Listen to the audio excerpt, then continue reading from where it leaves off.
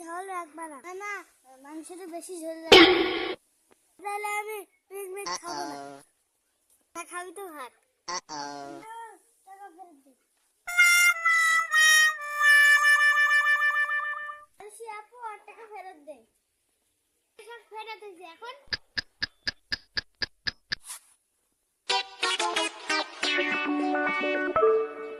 রান্না করি কি রান্না করি কি রান্না করি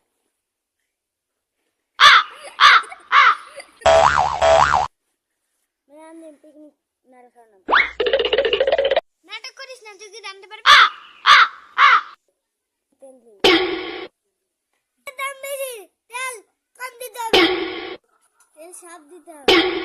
সবার টাকা দিয়ে তেল কিনা তাহলে তো লবণগুলো সব দিতে হবে লবণগুলো সবার টাকা দিয়ে খাও না আমি পিকনিক খাবো না